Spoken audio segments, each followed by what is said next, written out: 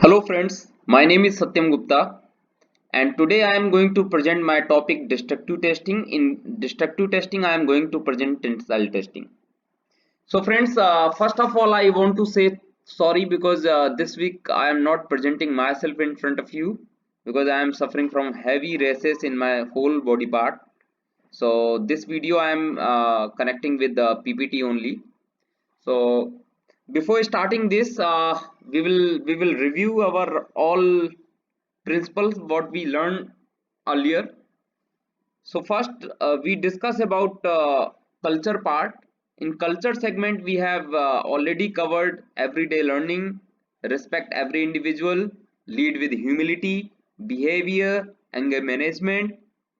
The next segment we have learned in continuous improvement part, that is the seek perfection, embrace scientific thinking, focus on processes, assure quality at source, flow and pull process. And last segment we have learned about enterprise alignment.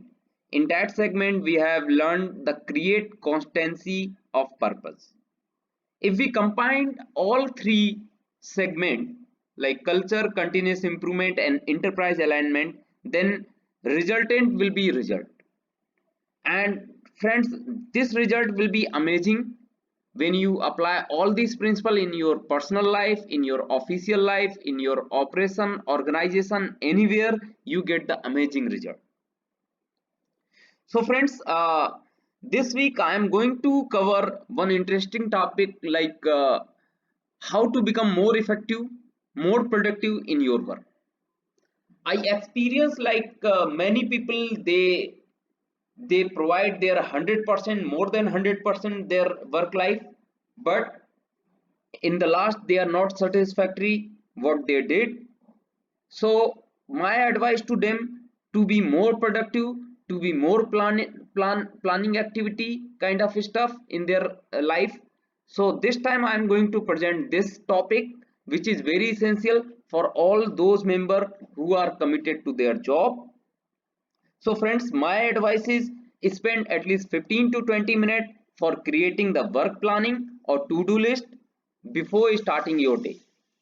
So in these 15-20 days, you can manage the whole day work. You can plan it better way. And friends, in to-do list, there are lots of benefits. Some of the some of the management people, some of the CEO, they are not agree with to-do list. But this is my personal experience. What I take the benefit of the to-do list, that I became the more effective after performing to-do list in my daily life. So I am just discussing some benefit part of the to-do list. So first is the to-do list create order. So to-do list create order basically on our list of benefit is the fact it creates order in our life. Whenever we are tackling a project or following through with a plan, we need it broken down. We do this because our own brain can only handle so much in terms of task. So we break down a task into bite size and double check it easier to a process and get things done.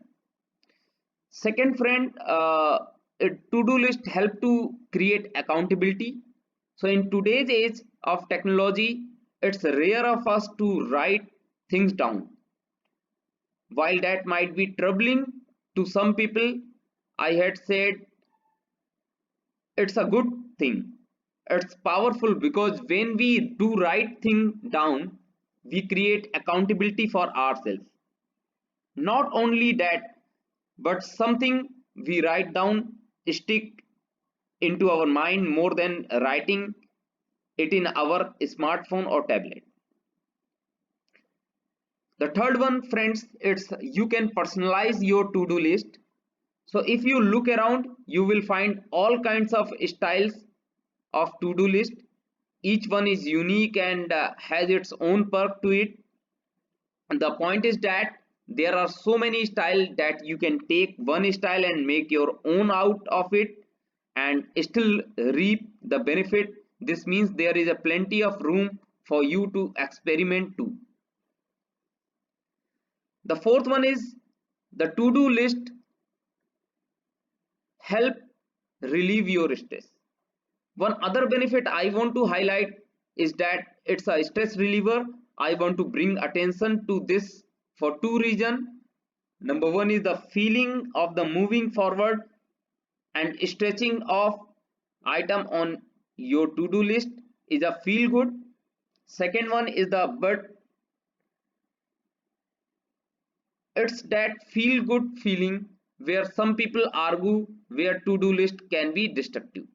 But you friends, you have to rely on me, like if you planned your activity, so when you off your day, you will be no, important task pending.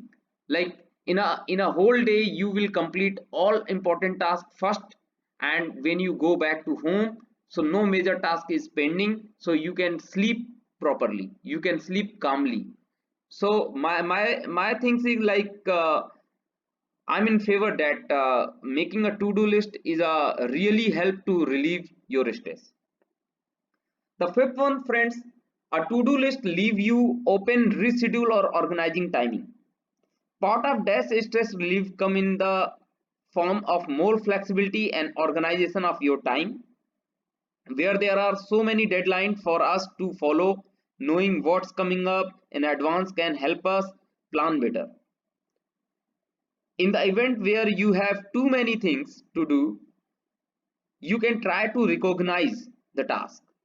This can also work in reverse, where if you see an opening in your schedule, you can pick your productivity so you can relax more later. Having a to-do list can also help you in getting back to think whenever you are pulled away. Life through distraction our way all the time, and having a to-do list can help you in getting back after you finish with something that took your attention. And friends, the sixth one is to-do list help you delegate. So why this is so much important? Because you have only 8 hours in a day and you cannot complete all the job. So delegation is the best way, where you can assign your job, some of the tasks to your subordinate, some of the tasks with your colleague, so that combinedly you can achieve the company goal, you can achieve the company requirements. So delegation is the best way to achieve, to become more effective, to become more productive in your job. A to-do list help you grow. So the guy who make the to-do list, he has to, have some time, at least 30 to 45 minutes in a day. In that time, he can do something productive with his own. He can groove his technical knowledge. He can groove his soft skill part. At least 30 to 45 minutes in a day will make him more effective, more productive in his work. So friends, now I'm going to show you like how I can make my to-do list. And I have used many to-do list kind of. Earlier I started with diary, but diary is not productive, it not seems me productive, because when I write in first page and out of 10 to do plan, one is not completed, and when I move, further pages, so sometimes I forget it to complete that. Then I experience to make my to-do list in Excel sheet, and that Excel sheet, if my job is completed, I make it green. If my job is not completed, it is white, and I can simply filter it out, and whatever white is there in background, I need to focus in that. So my to-do list is I'm presenting there. You can see the serial number, task detail, date of task identified, target date of completion, responsibility, closure status, remark. So you can see that I have identified so many job. I have identified the date also, and when I completed, I noted down also. So like that, I am planning to complete my to-do list. And guys, I feel very thankful for this to-do list to make my work smart and effective.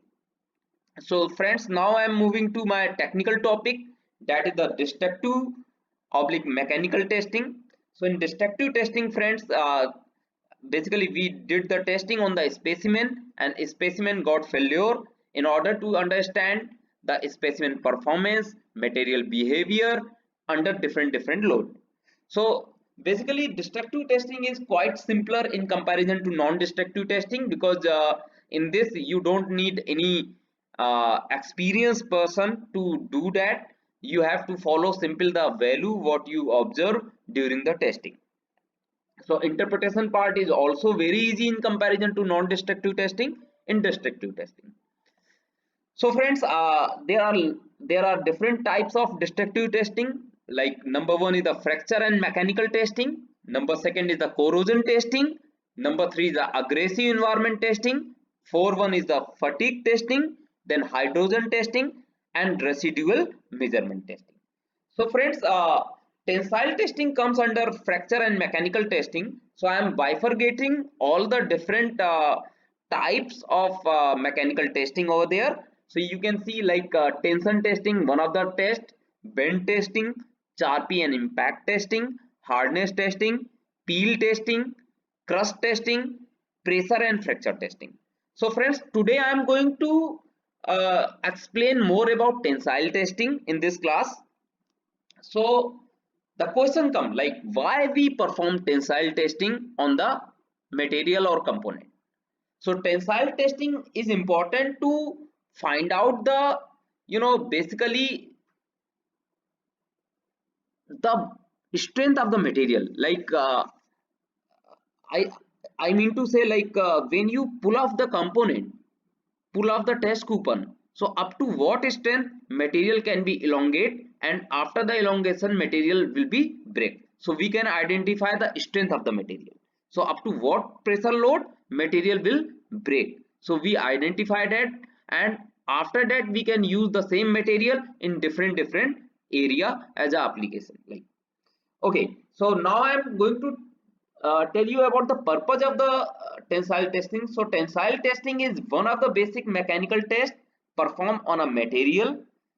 The scientist and engineer conduct these tests by applying stress on the material and measuring the reaction on the material to the force applied on it. The pull applied on the material cause the material to elongate. The scientists measure the strength of the material and its elongation. When the material can no longer withstand the stress applied on it, it causes failure or excessive deformity. So friends, I am going to present one video. In that video, you can see, you can witness like how testing happens in UTM, Ultimate Universal Testing Machine. So please look this video and you can better realize this, like how it works. So you can see this is the test coupon fixed in the two jaw, and these two jaw actually pull out the test coupon, and in the computer screen you can see like we have graph open in force or load versus displacement of the test coupon. So you can see like when force is increases, so both the jaw is pulling the test coupon opposite direction, and after a certain point you can see the elongation or yield point comes. So what yield point will do? Yield point is those point in which material start elongating. Okay, so this is the point when material start elongation, and when material start elongation you can see the cross section area of the test coupon become reduced, and after a certain time you can see the cross section area is very less. Now in a certain point it will break, so you can see the break. At that time particular, the pressure or load suddenly drop to zero, and you can measure the proper displacement and the load in which this material is break. Okay friends, so now I am going to more deep in this. So you can see the the structure of the machine. So in machine you can see one is the load cell, which is stationary end of the test machine, then specimen of the material specimen, the gripping which hold the material, and in the specimen you can see the gauge length also, and this is the actuator which actually give the direction pulling out. You can see the bottom side actuator. So this is the complete setup of the tensile testing machine. Now I am presenting the test coupon size. So you can see this is like two cross section I am showing you. One is the square cross section in bottom B part, and A part is the round cross section. So you can see like radius is there, and you can see the gauge length, LO is there, the minimum parallel length, it is also there, and you can see the diameter of the rounded section, you can see the cross section area A. And this is basically for round cross section. And for the square cross section you can see the L0 is the gauge length, you can see the minimum total length, this is LC, radius R, you can see the cross section area of the square section. So basically this test coupon we have made with the help of different international standard. So I am presenting one international standard in which you can see like what sizes we have keep from the standard. So this is basically a reference from ASME section 2 part A SA 370. If you refer figure number 3 to 6, you can identify the different sizes of the test coupon with the different product like plate or seat or whatever. Okay, so you can see like this is the complete length L, this is the gauge length G, this is the radius R, W is the width, T is the thickness. So you can find in this table. So you have to refer figure 3, 4, 5, 6 where you can get the different product from sizes of the test coupon. So now friends, we move to tensile strength calculation side. So tensile strength, also known as the ultimate tensile strength, the load at failure divided by the original cross section area with the ultimate tensile strength UTS. So you can see the sigma max barabar P max, and P max is the maximum load, divided by A naught is the original cross section area. So by this formula you can calculate the ultimate tensile strength. The second part, you can see the yield strength calculation, the yield point, the stress at which deformation changes from elastic to plastic behavior, that is below the yield point. Unloading the specimen mean that return to its original length. Above the yield point, permanent plastic deformation has occurred, YP. So you can see like sigma y yield, basically PYP. PYP is load at the yield point. So whenever yield point occur, you have to mention, you have to notate the load, in which load yield point has occur, divide by cross section area. So you can measure the yield strength of the material. So friends, now I will move to the elongation, how to calculate elongation, how to calculate reduction area. So for the first one, how to calculate the percentage elongation. So you can refer figure number 1 where you can see the two test coupon. One test coupon have the original gauge length. You can see this mark, and in the next one, this is the after tensile testing when test coupon has been failed, test coupon has been break. So you can see how much length has been increased with the elongation. So this is the gauge length at failure, this is called LF. So you can see the percentage of EI, elongation is equal to LF minus L naught divided by L naught multiply 100. So what is LF? LF is the gauge length at the fracture, and L naught is the original gauge length. So you can calculate the percentage elongation by this formula. In the second one, if you refer the figure number B, that will help to calculate the percentage reduction area.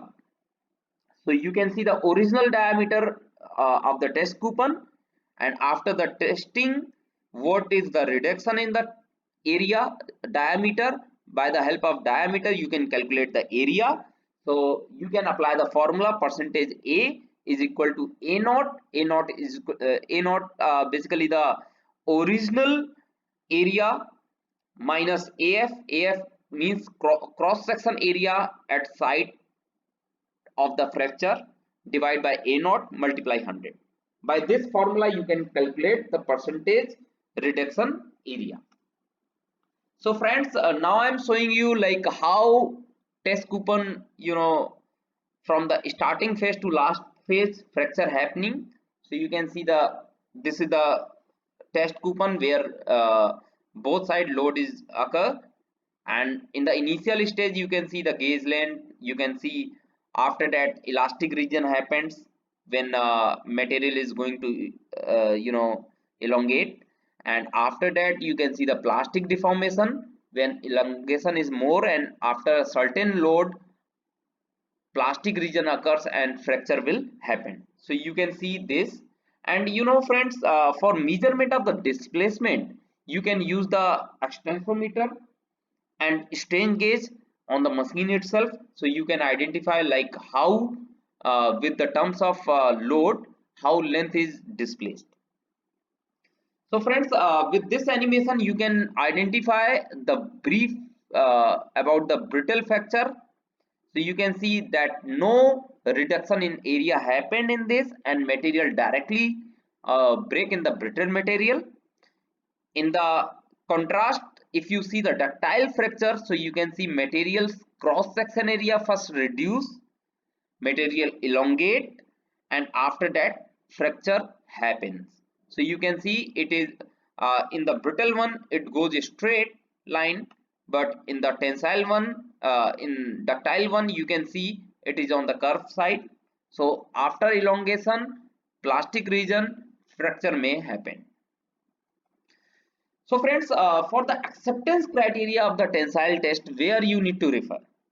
For that you need to refer the material test, material specification. So as an example, I'm just posted two specification for your reference. One is the ASME ASTM A216, in which you can identify the carbon steel WCA, WCB, WCC tensile strength. So you can see the tensile strength in KSI or MPa is given there 70 to 95. You can see the elongation, you can see the yield strength 36 for WCB. You can see the reduction of area. This is for WCA, WCB, WCC. If I am talking about CFATM or stainless steel, so you need to refer ASTM A351, where you can see the tensile strength, yield strength, elongation. So friends, I hope this video you like, and if you like this video, please do like in my channel, subscribe my channel if you not subscribe yet, and please share to your friends for give me more motivation to creating more video for you. Thank you so much.